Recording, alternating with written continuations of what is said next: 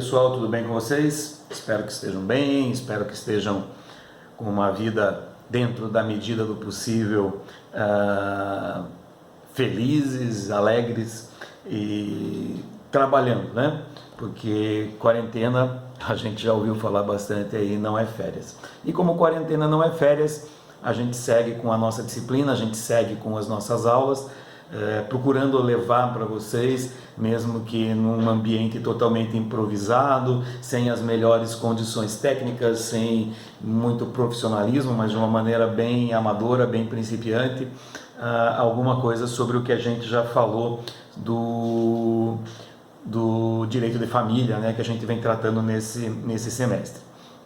Então, dentro dessa possibilidade mínima que a gente tem de levar para vocês um pouco do conteúdo, um pouco do conhecimento que a gente tem, nós estabelecemos, né,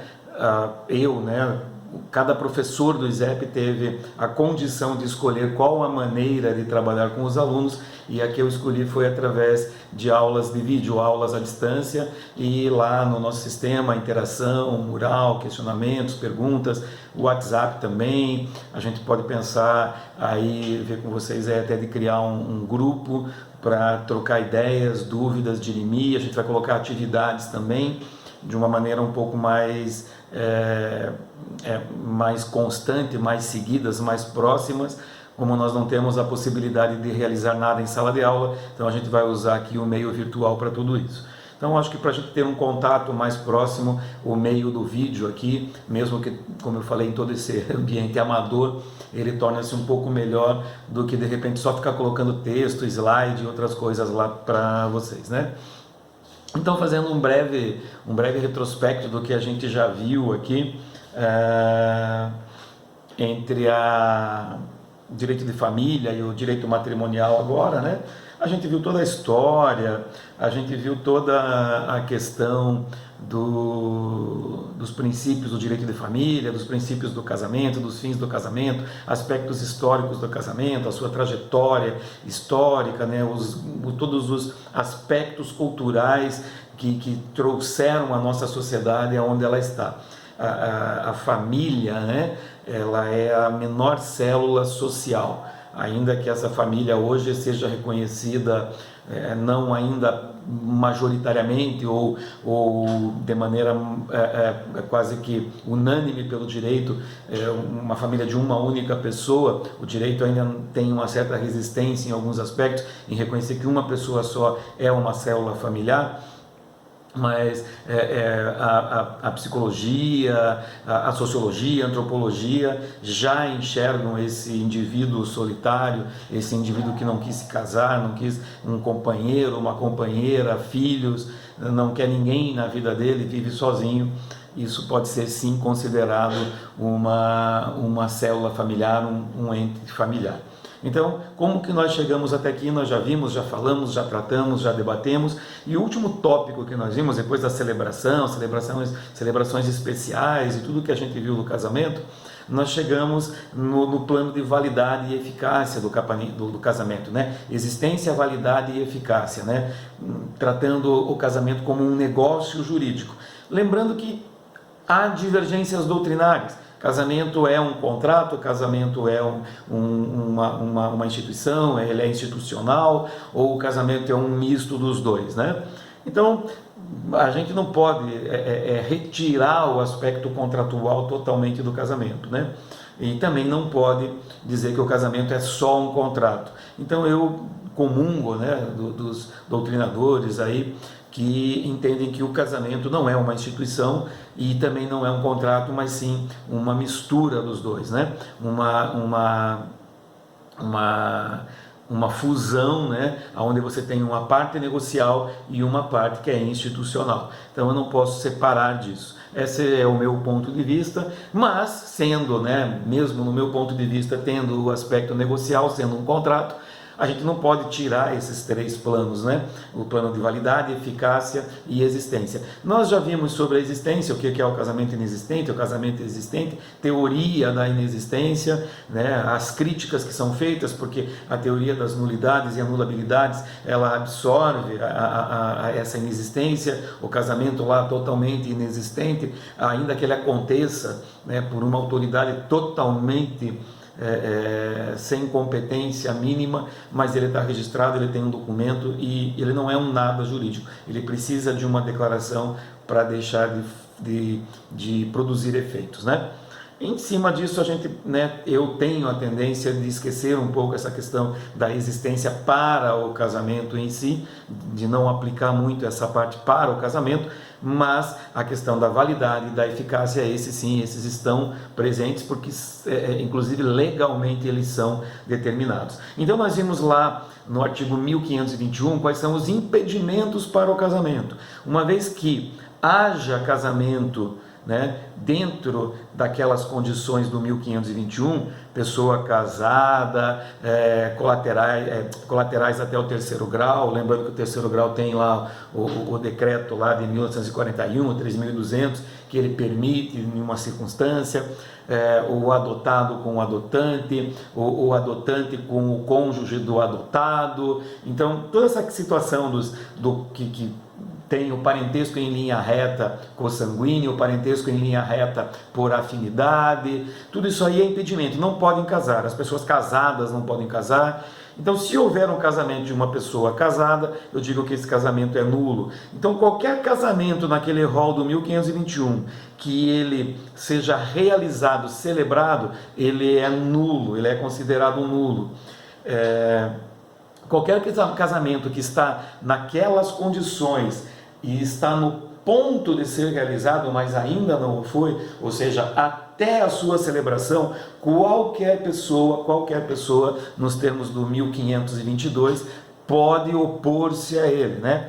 Diretamente ao oficial do registro ou ao juízo, né?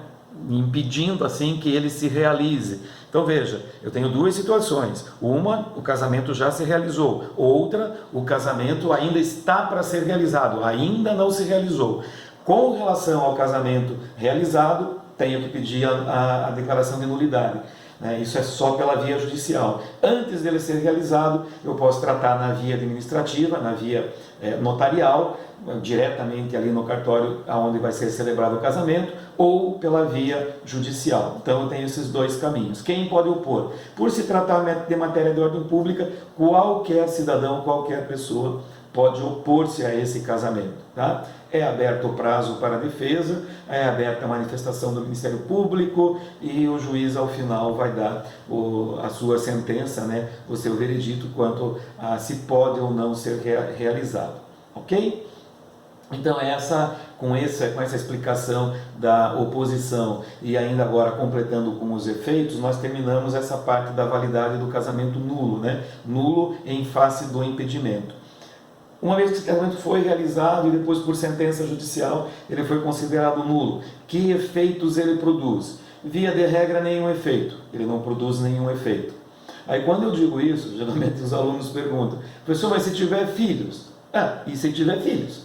Qual é o problema? Não é que não tem efeito nenhum no casamento, mas filhos, eles acontecem independentemente do casamento. A responsabilidade paterna e materna, ela independe das pessoas estarem casadas ou não. Nós temos diversas pessoas por aí que têm filhos e não são casados, né? E nem por isso deixam de ter responsabilidade com a sua prole. No casamento é a mesma coisa, continua sendo pai, continua sendo mãe, independente de serem casados, né? de serem declarados casados ou não, né?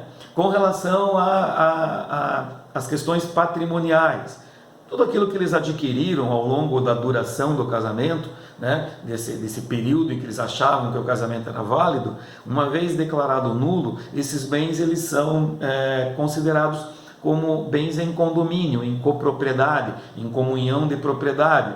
Ou seja, cada um tem 50% das cotas dos bens que eles adquiriram na constância do casamento, desse matrimônio, né? Que não foi um matrimônio porque ele é nulo, tá? E se eles alienaram algum bem, por exemplo, um bem imóvel, né? A gente vai ver que o bem imóvel, via de regra, o casal lá tem que assinar. Então vamos supor que o João e a Maria compraram um terreno, construíram uma casa e venderam essa casa para o Pedro. O que acontece? Nada, não acontece nada. Se o Pedro adquiriu essa casa a título oneroso, ou seja, se ele desembolsou alguma coisa para ter essa casa, e se o Pedro está de boa fé, assim como o João e a Maria também estavam de boa fé no momento da venda, está tudo certo, está tudo tranquilo, permanece. Agora, se foi uma doação, ou seja, a título gratuito, por exemplo, né?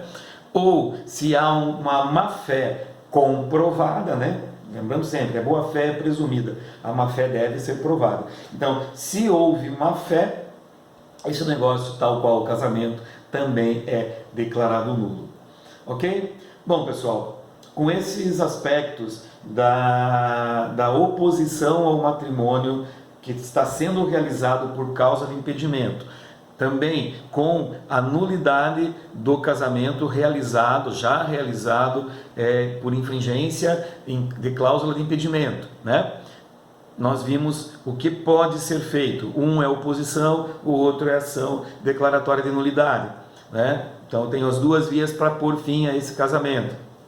Legitimidade, qualquer pessoa pode interpor. Prazo prescricional, não tem. Efeitos, ex tunc, retroagem, é como se o casamento nunca tivesse existido. Terceiros de boa fé, todos os direitos, tudo aquilo que foi feito com terceiros de boa fé, preserva-se. Má fé, título gratuito, anula-se também, como o casamento foi declarado nulo, tá? Então tudo isso daí a gente encerra a parte do plano de validade do casamento na questão dos casamentos que são celebrados, né, serão celebrados ou foram celebrados com infringência no artigo 1521, que é a infringência dos impedimentos do casamento, a condição mais grave, portanto eles são nulos, ok? Pessoal, gostou? Esse vídeo está lá no canal, vocês já estão vendo pelo canal. Gostou? Dá um like, se inscreve lá, porque a hora que eu postar o vídeo lá, você já recebe a notificação, já sabe que tem vídeo novo, já sabe que tem aula nova, já dá para baixar, já dá para assistir, e fica de olho porque vai ter atividade lá no portal também. Tá bom, pessoal? Grande abraço, até o próximo.